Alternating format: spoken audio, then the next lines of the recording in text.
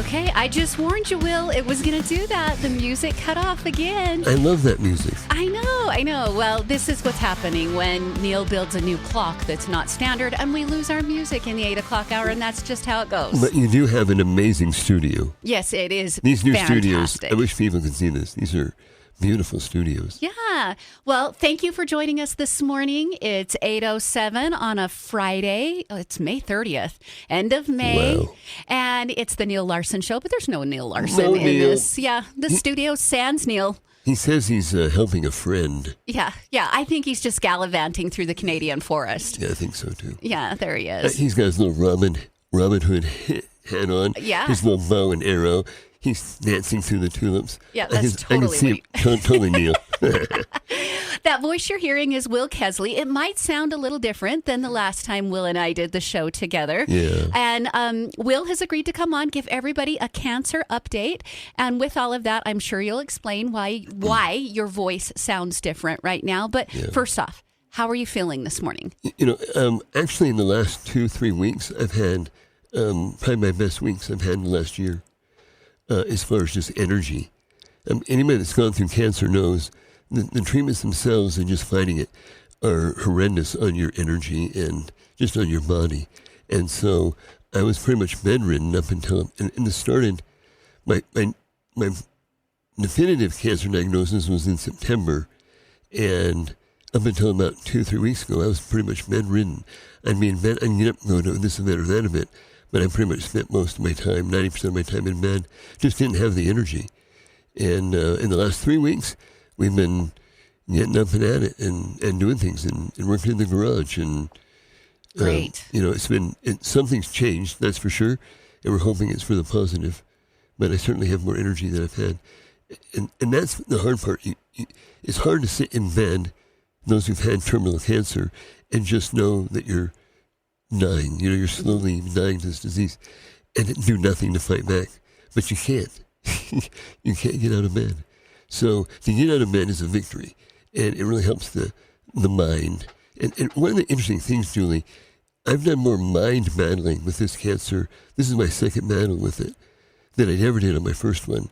This is more of a mind problem. I mean, I find myself, like, for example, I eat through a feeding tube.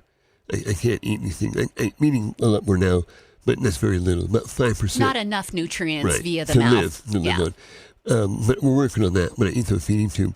But there came a time when I actually became anorexic. And, as a trade, I'm a counselor and a neurotherapist, and so I understand what it is to be anorexic. And I got to the point where I couldn't eat. I didn't want to eat. I couldn't even put my feeding tube in. Wow. The mind just was like, we're done. We're done. It's over. It's time to shut this machine down. And I found it fascinating that all of a sudden I was fighting for my life against my own mind. And to dig into that, trying to figure out, how do I change that? How do I stop that? And I'll tell you how I did it was I started doing everything I loved in life. If I love airplanes, so I started hanging out with airplanes. I, loved spending time with my children, so I went and spent time with them. Everything that I loved in life, I started adding into life to let my brain know I wasn't done. Mm-hmm. My time's not up yet. I still have all these things I love doing. To try to get the brain to turn off this idea that, well, he's now terminal, so let's just shut everything down. But what was happening was my brain was shutting everything down, was technically killing me, and I could not eat. I couldn't even put my feeding tube in. Yeah, there is a clear connection between the physical body and the mental capabilities. No question. And I had no idea until this one how much my mind was playing a role in my overall ability to survive. For those who don't know the previous cancer story, will you fill them in on the first cancer diagnosis that you got, and then you beat it, and then you got this second diagnosis of cancer? They're a little bit different. The two cancers are different. They're different, the same type of cancer, in the same area, but different. So 8 years ago, I was diagnosed with cancer in my throat. I never smoked, never drank, never any of those kind of things. And so it came to me as a horrible surprise. I'd gone to the doctor because I had a sore throat. I thought maybe I'd gotten strep throat or something. And they thought maybe it was just I had acid reflux. It was burning my throat. And so we played around with that for a couple of months. And then one day I said to him, there was a little camera probe in the office, and I said, he was my neighbor, by the way, so it made it easy. I'm like, Russ, just stick that camera down my throat. Let's just see what it is. And he's like, yeah, you want the camera down your throat? I'm like, I'm brave. You can put a camera down my throat. Why not? Let's just go see, And to my nightmare, that started what has been now 8 years of some of the most horrific living I've ever had to endure. And so he put the camera down there and came back and says, I don't know, but let's do a CAT scan. So we did a CAT scan, and then it was like, I don't know. And that's when you're like, uh-oh. We've got 2 I don't knows, which means you're probably leaning to something not so great. Yeah, so he went and did a biopsy, and I woke up from the treatment, from the surgery, and he said, I'm so sorry, I missed it. What you have is cancer. And that's just been 8 years of a very difficult time. It was a difficult process to treat that cancer. Yeah. Then you... And that cancer, by the way, for whatever reason, we only treated it... Well, no, there's a specific reason. We treated it only with radiation. I chose personally not to do... My wife and I chose that it was in our best interest not to do chemotherapy. That was a spiritual experience for us. And that's one interesting thing about this. If you allow yourself to have it when you're this sick, it is really the most special thing about being this sick has been how spiritually tender it has been. If you ever wonder if there's a God, get terminally ill and find out just how tender God is with you. And people are like, well, then he would take it away from you. I don't buy into that. I came to this earth to experience. And if I'm supposed to experience it and become like my Father in heaven, how would I not experience everything Christ experienced all things? He's already experienced this for you. If you're a Christian and you believe in the atonement, he's already experienced this. It. So if I'm to come and learn and become like him, why would I not be given this chance also to experience this? Mm-hmm. So I have not seen it as being a victim of anything. Quite frankly, I've seen it as a very unique opportunity to become closer to deity. And that's what's happened. And I won't go into that on this shift with you, but on this, there has been so many special things that I never dreamt could ever happen to me, that have happened to me by being sick. I've had chances to touch the other side of the veil. Mm-hmm. You've spoken with me a lot about that during your first cancer diagnosis, you had a near-death experience, and it shaped you. It's changed me forever. Mm-hmm. And even now, I mean, you can tell it's very emotional. Mm-hmm. It's because it kept happening. It happened again and again. I kept having these very special experiences. And it made having cancer worth it, as odd as that sounds.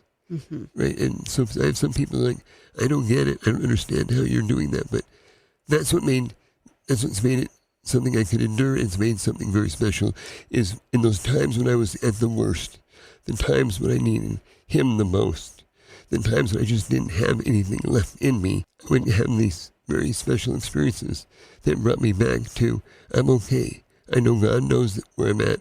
I know he's with me during this. It's an experience that I chose to have. I need to go through it. So let's get at it. And that's kind of where I'm at with it. All right. So you had that first cancer diagnosis. Yeah.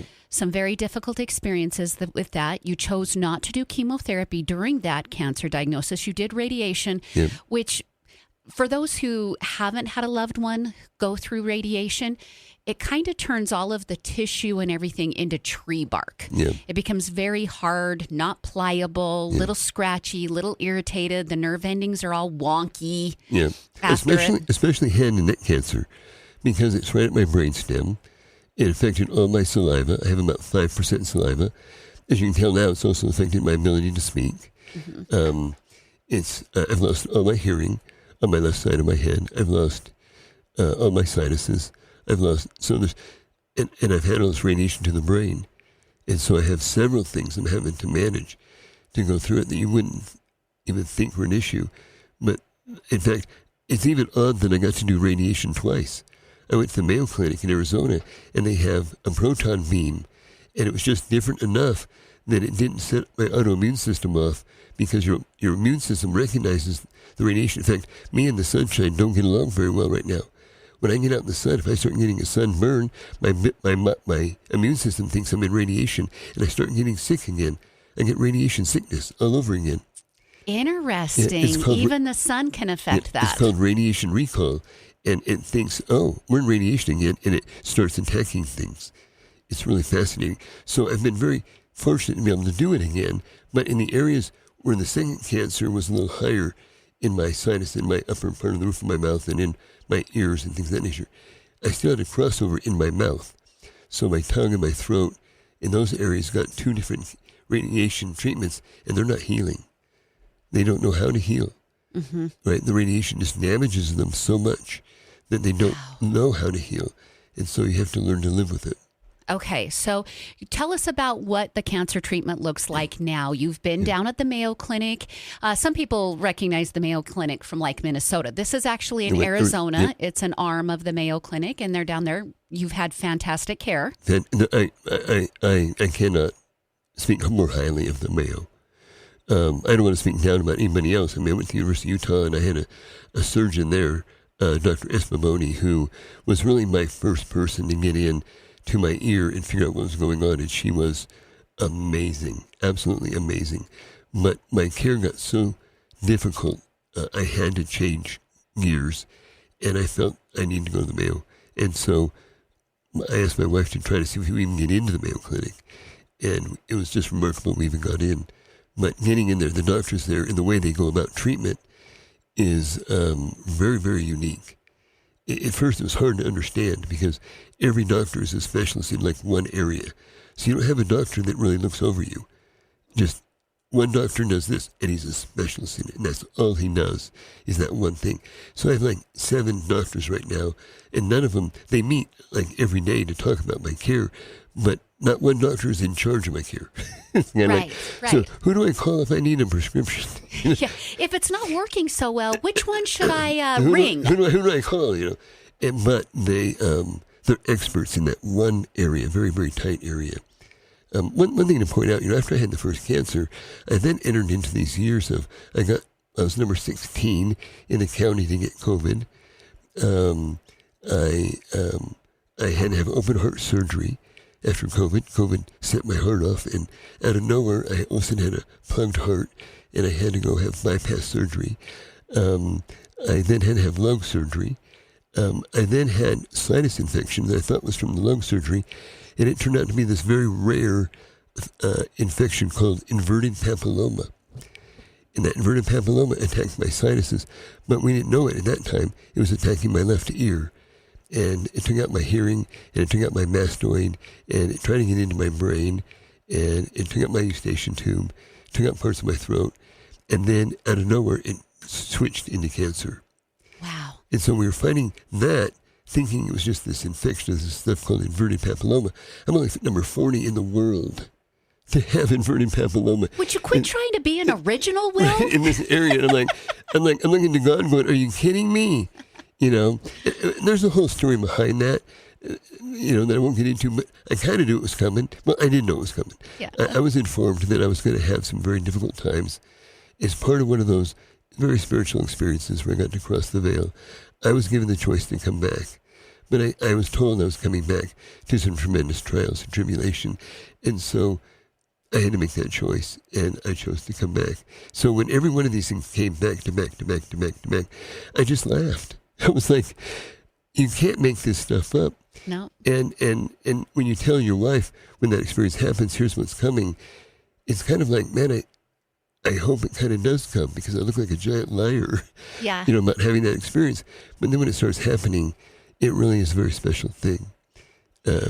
Crazy that you'd have an angel come to you in the middle of the night and tell you that you got to come back and you're going to do this well. You can either leave now if you want, or you can come back. But if you want to go back, here's what's coming. And then to try to explain that to your wife, you look like a cuckoo, right? You're kind of like, this. I'm just a weirdo at this point. And then to watch it. And by the way, that happened before I was diagnosed with the first cancer. That happened 2 months before I was diagnosed with anything. There was nothing wrong with me. Yeah. And so to have that experience and then back to back to back to back, it's been overwhelming. I just can't even express how much gratitude I have for you, Will, how much honor it's been to learn from you, and the honor is going to continue for me. I will continue to learn from you. I'm sure they're wanting to know. I've got 2 questions for you before we round this out. It is still a political talk show, and I'm sure that a lot of people are wondering, do you feel like COVID accelerated the second round of cancer? Man, I have to question it heavily. Have to question it. I didn't end up taking the Moderna shot. I took 1 and 2. I didn't do anything more past that. At the time, you remember I was going to Ukraine? Yes. And trying to help refugees and trying to help people without food, water, shelter, and medical. And so I couldn't travel without doing the vaccinations. I couldn't get on a plane and go help. And so it was kind of a heart-wrenching decision. And I felt like I needed to go help the people in Ukraine. And so if the vaccination turned out to be horrible, I accepted that. It looks like it was horrible. I don't know that for a fact, but I do know following that, I immediately had to have open heart surgery because my heart went from 0, and we know it was 0 because just a few months before, I had a calcium score done on my heart because I was watching it because I had a lot of heart disease in my family, and I had hardly any blockage whatsoever. After I did the COVID vaccination, 6 months later, I was completely plugged in 2 arteries and another in a third, and had to go in for what was pretty much emergency. I mean, I was told not to move very much, and as soon as they could open up a surgical room, they can get me in and have the operation. So I don't want to go with that conspiracy, yet I don't know how I don't. Yeah, I think a lot of people would agree with you on that. I have to believe that it did something to immune system, particularly when you look at what I got was this very rare thing called inverted papilloma that nobody's seen. Yeah. It came out of nowhere, and it was autoimmune based. And was it due to what? Probably the COVID vaccine. Probably the COVID vaccination did something to my immune system. But from that immune shot, I had open heart surgery. I had all these things come on board. It was a cascade of events. Cascade of things. But I don't regret doing it. I still am grateful for the 5 times I went to Ukraine. I'm still grateful for the people I met there. I don't try to get into the political side of the Ukraine conversation. I'm looking at the humanitarian side of it. Yeah. And I can't wait to get back. I've been on the ground. I've been shelled. They've tried to kill me twice while I've been there. I just distaste what's happening there. Yeah. It's just wrong in so many ways that one guy, a dictator, can decide he's going to ruin the lives of millions and millions of people. It's just wrong in today's society. It is wrong. Okay, we've got about a minute and a half left. Tell me, where do you go from here? Oh, where am I right now? Well, they've told me I'm terminal. Go ahead and feel your emotions. I'm going to tell everyone how brave Will has been through this. He's been amazing. And I appreciate that you're fighting this head on, even with them talking to you like that. I hate saying that word. Yeah. And so I say it because they've honestly said it to me. But it scares me. But I don't believe them. I honestly don't believe them. I think they have it wrong. I think they've seen what's the reason they're telling me I'm terminal. I think it's part of my old cancer coming through. And I'll know that more. Coming in a few weeks, I go back for another PET scan. And they want me to start more treatment, and I'm just not ready to do that. I don't feel I have the strength to do it. And I don't feel it's right. Spiritually, I don't feel it's right to do it. So I'm going to take a day at a time. I'm going to enjoy life, and I'm going to live life to its fullest, understanding that that may happen. But I honestly, in my heart of hearts, I don't think it's happening that way. I love your attitude, Will. It scares me, honestly, but something spiritually tells me I'm not gone in October. And that's when it's supposed to all come to head. I honestly don't. And I hope in November I can come back and be on this show and discuss it again. Yeah, let's have a heck of a Thanksgiving celebration in November. And so they want me to go to more treatment. They think they can extend my life out. They don't know how long. And right now I'm just not ready to go do that. They want to do more chemotherapy, and it just doesn't feel right to my soul. And so I'm not going to. They're going to have to do some heavy convincing. They want to do immunotherapy. I might do that. We'll see. But right now, I'm taking in life as if I am going to be gone in 6 months, and I'm learning to just love everybody around me and look at life as if I was dying. The Tim McGraw song. Yep, and I'll tell you, it is a gift. A gift to look at life as if you're dying. I took life for granted. I ran full steam and never realized that someday it would come to an end. And so everything's different for me right now. Everything's more beautiful, honestly. I love deeper. I feel love deeper. My relationships are deeper. Everything special is happening because I have cancer. No regrets. No regrets. We have so much to learn from you, Will. Thank you. I think there's a lot of people who would have been intimidated by coming on while you're in the middle of this. And I am so incredibly grateful for you. Like I said, it's an honor to learn from you. Thank you. It's been an honor. You were an integral part. I'm going to get emotional here. You were an integral part of getting me and Neil to this station. Yeah, and I love it. And thank you for sharing your love and with me. You've been incredibly positive with me. And I love everything about you and Neil. I've been grateful for you and grateful for your friendship. I'm a better person, Will, for having you in my life. Thank you. Okay, we'll shed these tears and get going. We've got a big segment coming up next. We're going to be joined for Studio 4 covers by Mountain Strings Bluegrass. Going to hear a little bit of banjo, a little bit of fiddle, and we'll celebrate life along with Mountain Strings Bluegrass on News Talk 1079.